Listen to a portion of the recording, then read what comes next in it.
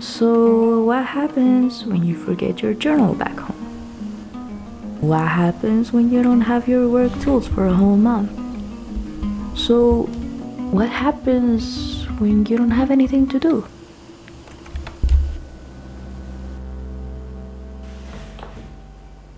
I got a surprise.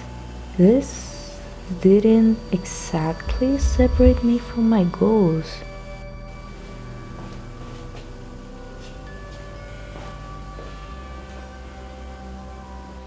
At the beginning of this year, I went to my hometown with my grandparents and I just lived with them for a whole month. This was my baggage. I could not take my guitars with me. I could not take my journals with me. Any books that I wanted. The clothes that you're seeing right there, that's the only stuff that I had with me. I distanced myself from these crazy schedules and I realized, well, there's actually not much to do. And suddenly, there was much more room to think. Because my thought wasn't attached to things or responsibilities. It was just like, I'm here, existing. What should I do? What should I think about? I did not have my guitar. My grandpa had one. The time when I was inspired to learn a song, I just asked for it. Can I borrow your guitar? Absolutely. Thank you. I learned the song. Then it was out of my life again.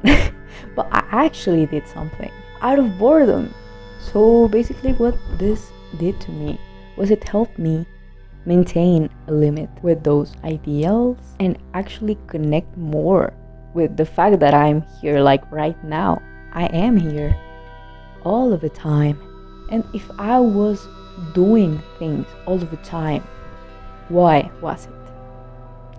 After a lot of reflection and shadow work is just to get some sense of self-approval. In my case, it can be different than yours. It can be to feel loved, it can be to feel useful. But what this is doing essentially is it gives you a response automatically after you do something, after you click complete. The first times, especially in this topic of self-improvement, that you're changing your life and seeing more positive results, it's super addicting. Like, it's encouraging and it is satisfactory. But really, what happens to me after a few years is I got numb to that emotion, and I would expect for myself to have that 24/7. I would expect a constant work for myself. Every single day, every single hour, I would set myself like, I don't know, 20 activities to do. And in the end, I wouldn't even complete one. Because my attention was in something that wasn't even real. Where's my notebook? The world we live in isn't real. The numbers you're seeing on the screen, your results, aren't real. You are trapped within four walls. How can any of this be real? It isn't real unless you feel something, unless you give it a meaning. A why. Why were we doing this in the first place? Because we wanted to improve, but when does it stop? When is it enough? And when do you even enjoy it? When are you living? Nowadays, it is easy to numb ourselves as we face the same shit every day. So a little escape from that. Something unreal, but that our brains will get immersed in as an experience, a different one, really turns it around. Changes the whole game. As we're taking outside of this illusion of all the same, we actually take the numbness out of it. Why? Because there is something that will take us out of that. So looking back, I see it in schools, I see it in my grandparents. Even with this all the same work that we gotta get done and it's repetitive, there's something that motivates us in the end of the day. Seeing friends in lunchtime. What was your favorite time at school? For me, it was always lunchtime, or sports, or art. Going back home to play the new map of your favorite game. Waiting for each and every Saturday to read your favorite webtoon. Waiting eagerly, hasting time to watch a new movie as we eat together, to return to the characters that are evolving with us and take inspiration from them. When I remember searching for the self-improvement videos for the first time, somebody said, you gotta know who you want to be, right? Who inspires you? Who is like that already? You could think about a real person or a fictional character who has some charismatic skills, who comes in handy in good times when they're needed. You need this inspiration to know which characteristic in yourself you want to work on and you would like to have and project. There is a contrast between this numbness and apathy of trying to pour it all out from yourself into a goal or into a schedule, something that you just want to complete, and the vivid, eager wait of something else. Work is a constant response and a measurement. Hours you get paid, salary you get paid, how many videos you make, how many views you get, how many pounds you lose, how many pounds you gain, how many artworks you get done in 1 month, how many words you wrote this week, how many books can you finish in 1 year. But you know the problem with this is that there can always be more. Always, like always. And this is daunting, bro, because if you can just and only think of that, like all day, then all day you're gonna be feeling guilty that you're not doing something.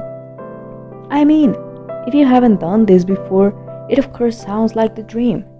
You can get something more instead of what you've always thought it was that way. But when does it stop? When? While distraction and boredom are almost always just you sitting there in the unknown of not knowing what's gonna happen in the next episode of your favorite series, of not knowing what thoughts might come next, the unknown of where are we going to walk to today, or what movie are we gonna watch as we eat. What happens here, and I hope you can spot it out as well, is you are finding something out. Oh, I found out, yay. And so this gives you a feeling, makes you, it's like somebody else put in the effort to create something and you put your presence to enjoy it, or to just stop in, watch it, stop in, sink it in. You don't know how many times I have stopped a movie or a TED Talk to just, whoa, let me process this. Whoa, let me go get my notebook because I need to write this down. I want to have it forever. This feeling that I have. And that is something that has brought me joy in life. Alright, so the card was full, so I had to, pass the videos. Not to be gay, but isn't this so pretty? Yes, I'm gay. I will write the name of the painting and the author. I just wanted to let somebody out there know how, thanks to this distraction or this attention to other things, I am always getting something from life.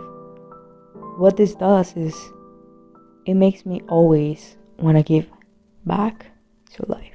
With this attention that I'm taking away from the main focus or the important or priorities in my life, because they're still priorities, I kept the limit with them. So it's like, yeah, they're my priorities, but they're not everything in my life. The thing is that you find value in something outside of the priority. You can find value, just as philosophers did, in conversations with your teachers. You can find value in conversations with your grandparents, with your parents. You can find value in your friendships. You can find value in cooking. You can find value in just staring at the street, honestly. So when you're living life like it's life, and not like it's just infinite points to check of another year, another month, another task, another hobby, another skill. Like, you don't need the fanciest skills to see a leaf falling and thinking, how beautiful. Then you suddenly come back with fresh ideas, with a lighter mind, a new perspective from the experiences of just one more day. So when I came back, I started living more like this, day by day. Instead of, what can I do this month to get to the next level of this skill? Just, what can I do today? Focus is maintaining cognitive control. It is giving your whole attention to one target. Like in here, a little bird flying between trees, and all of the other elements. If we have them in the same place as work, of course, it's gonna be harder to choose. There will be more to restrain from than if you just have separate places, if you just have a limit. The focus and time that you're spending to build a skill that will most probably build money cannot buy deep connection with others, cannot buy the enjoyment itself. So just a friendly reminder that you need to take the time to enjoy those. That time will be there no matter what. Yes, it can all be used to get something from it. But what does that get you? And just as a conclusion, please do allow me to read you a fragment from Timeless Simplicity by John Lane. The industrialist was horrified to find the fisherman lying beside his boat, smoking a pipe. "Why aren't you fishing?" asked the industrialist. "Because I've caught enough fish for today." "Why don't you catch some more?" "What would I do with them?" "Earn more money. Then you could have a motor face to your boat and go into deeper waters, catch more fish. That will bring you money to buy nylon nets. So more fish, more money. Soon, you will have enough to buy 2 boats, even a fleet of boats.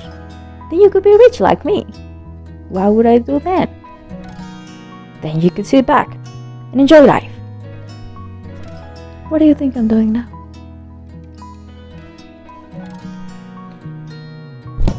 Have an amazing day.